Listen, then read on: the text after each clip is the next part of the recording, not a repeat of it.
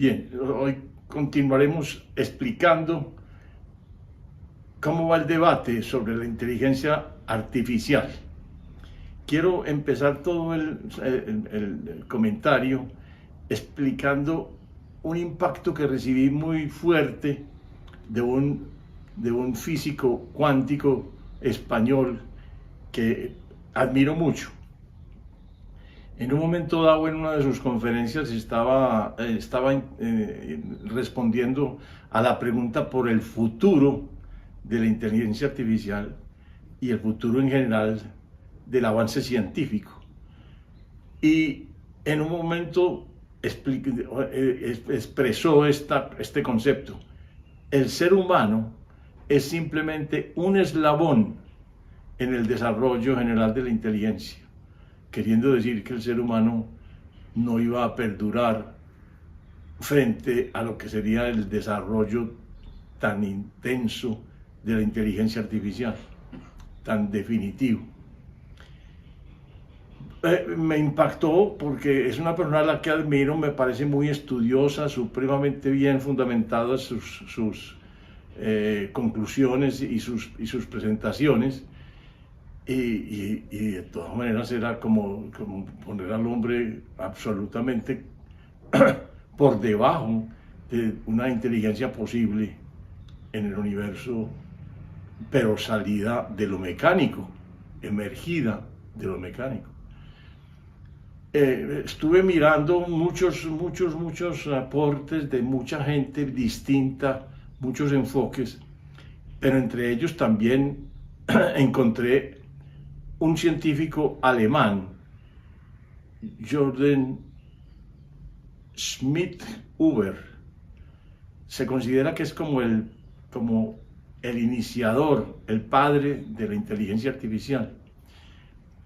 Él como buen iniciador es también como dijéramos, tiene unas expectativas grandísimas sobre el desarrollo de esa inteligencia.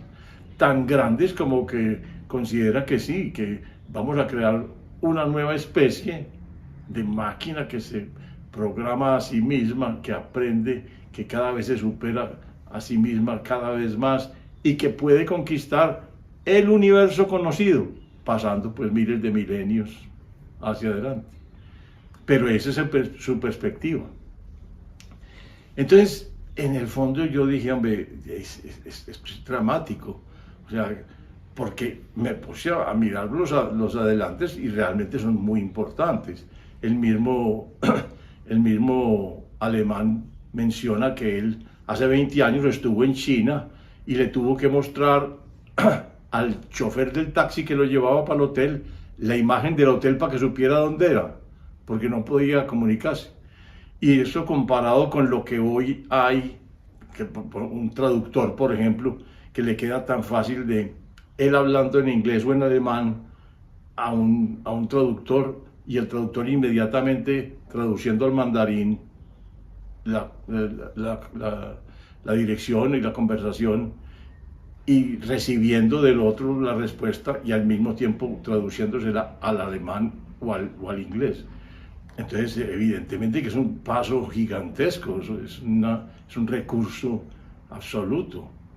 Y todo lo que se ha derivado de la aplicación del ChatGPT, porque se considera que es una actitud generativa.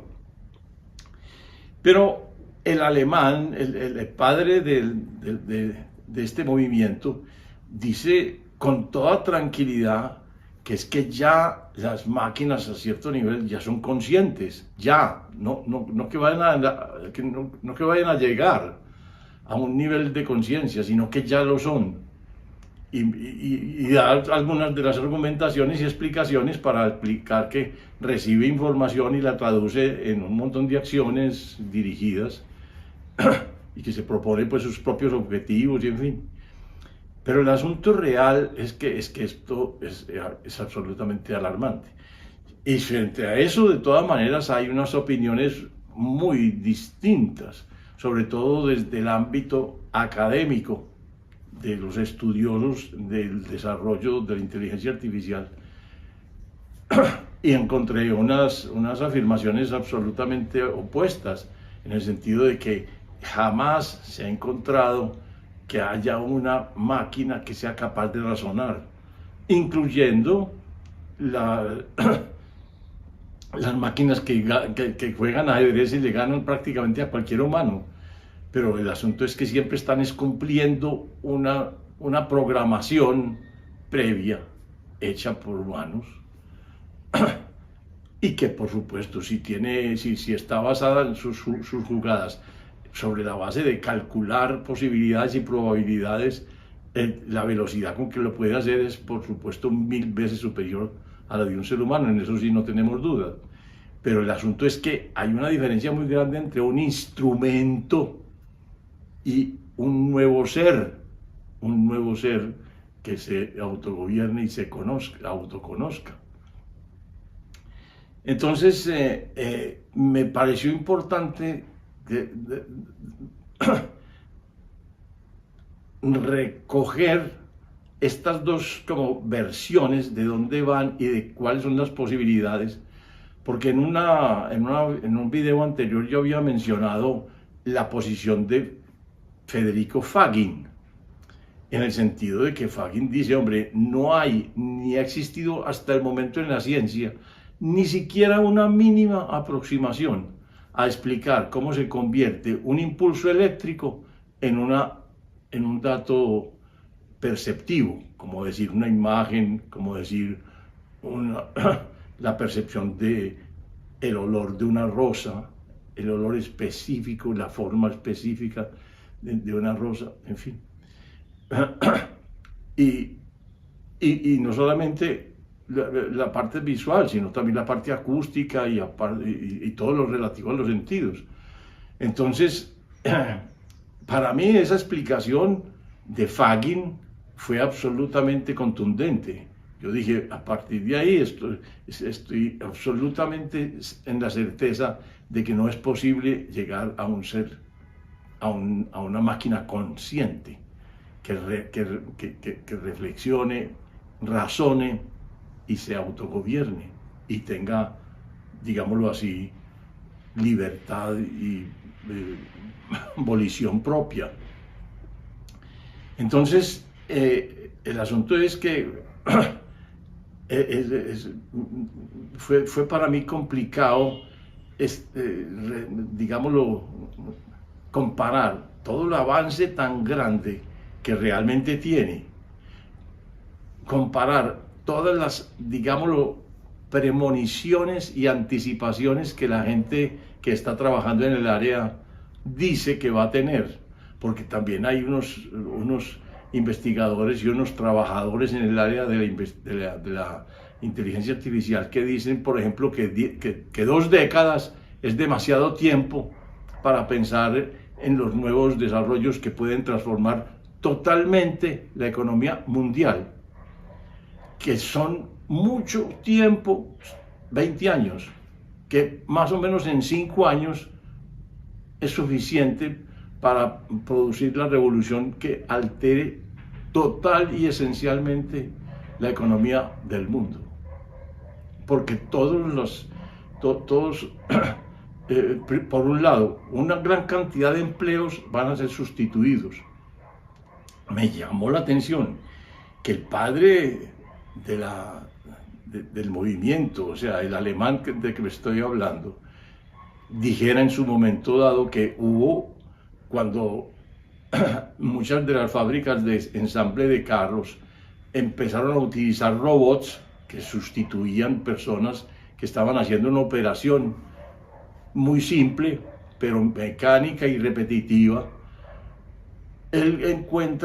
mucha gente encontró que estaban esperando un desempleo muy alto, cerca del 20% del desempleo de aumento en los países donde se hiciera. Y resulta que no ocurrió, porque se crearon nuevos empleos, nuevas formas de empleo. Y era muy interesante escucharlo, porque él mismo decía, es que los empleos básicos, los que son, digámoslo, absolutamente centrales y definitivos para la supervivencia de la especie, como por ejemplo los dedicados al alimento, son muy poquitos. El 10% de la población mundial produce todo el alimento que necesita todo el resto de la población. Todos los demás empleos distintos a eso son empleos de lujo. Y da el ejemplo del periodismo. Dice, el periodismo es una cosa muy interesante, lo usamos mucho, nos parece muy importante además, pero no es vital para la supervivencia. Y de esa manera son la mayor parte de los empleos que hay en el mundo. No son vitales para la supervivencia. Pero son supremamente entretenidos, fascinantes y cada vez serán mucho mejores y más interesantes porque los oficios y nuevos trabajos siempre estarán relacionados con la interacción humana. Esa es una predicción también que hace el hombre y que es absolutamente correcta, pues, dentro de lo que alcanzamos a visualizar hacia el futuro. Y porque todo está asociado al comercio, al avance de cosas que las empresas hacen para vender y para entretener y para conseguir predominio de fanaticada, llamémoslo así, de clientes, para ganar mercados y mantenerlos y crecerlos y profundizarlos. O sea, es un asunto básicamente humano el que rodea, digamos, toda la actividad de la producción de maquinaria llamada inteligencia artificial. Pero entonces cuando me puse a revisar bien, me dediqué a estudiar qué opiniones tiene, por ejemplo, Google sobre el desarrollo de la inteligencia actual. Y entonces me encontré que hay 4 categorías de la inteligencia artificial en general. La primera es la máquina reactiva, o sea, la que simplemente no aprende, no tiene memoria ni siquiera corta, sino que reproduce exactamente un programa, un algoritmo que le han impuesto como pauta de actividad. Y en ese nivel está la máquina que le ganó al campeón mundial de ajedrez por allá en el siglo pasado, como en el 97 o algo así por el estilo. Esa máquina es una máquina reactiva, que ni siquiera tiene un poquito de memoria y cero capacidad de aprendizaje.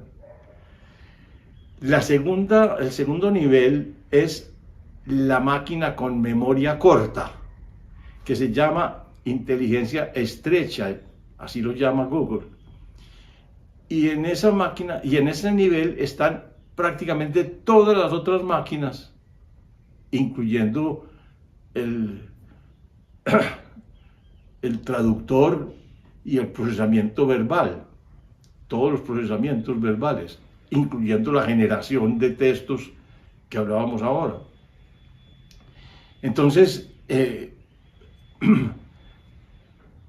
me llamó la atención porque luego viene la tercera fase, que es las máquinas que tienen teoría de la mente y que responden a esa teoría, que ya tienen elementos como recordar, como identificar y recordar emociones y actuar en consonancia a ellas, de manera que en situaciones sociales podrían responder como un ser humano.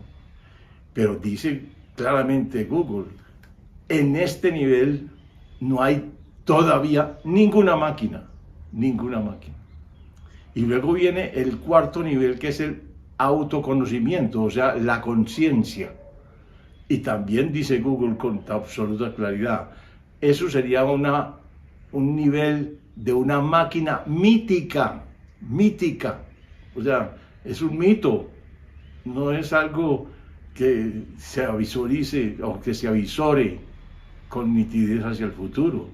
Es más bien una máquina mítica que sería equivalente al hombre.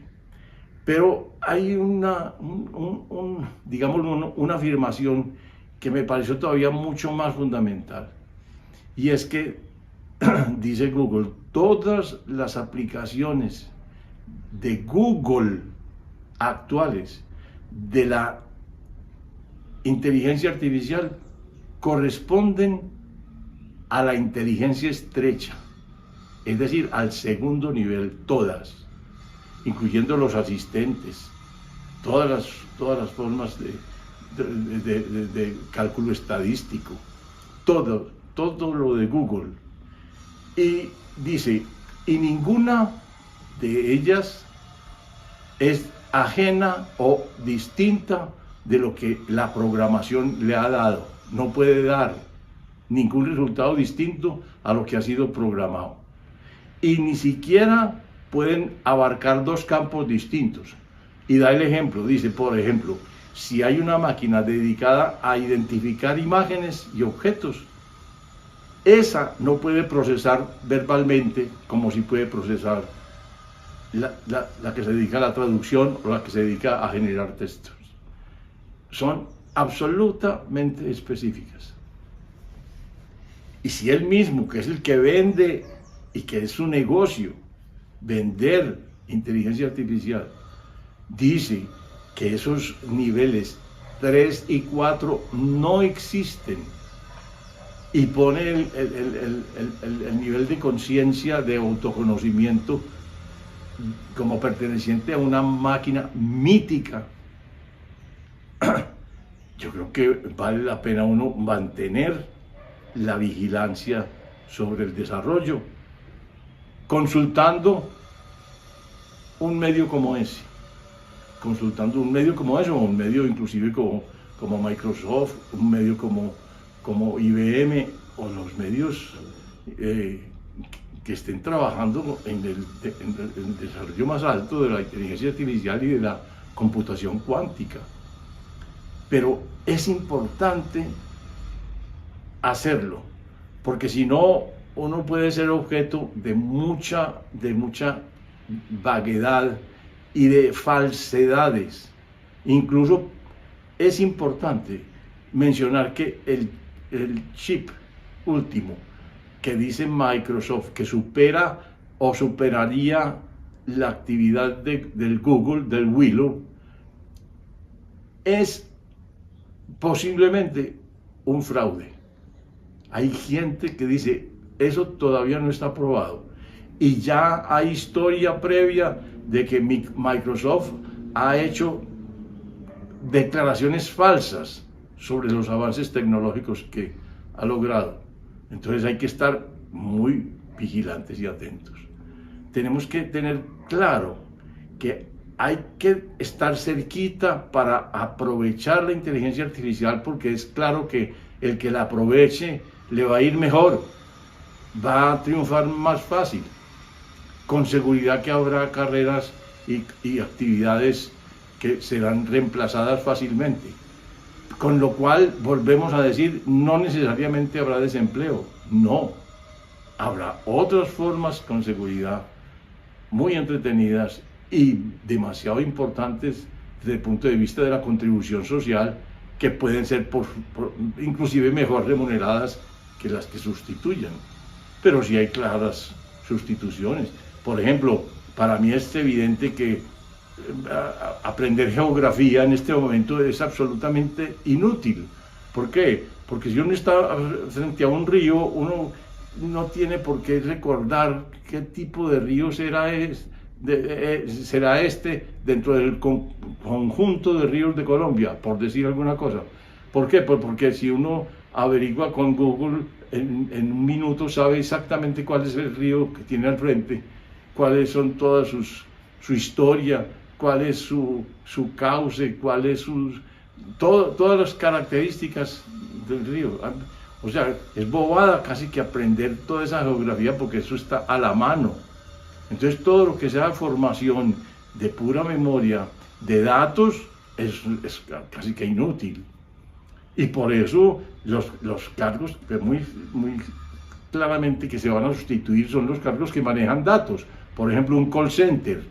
Por supuesto que una máquina que pueda hablar y que pueda dar razón de todos los productos que produce una empresa y de todos los precios que tenga y las condiciones de envío que pueda ofrecer.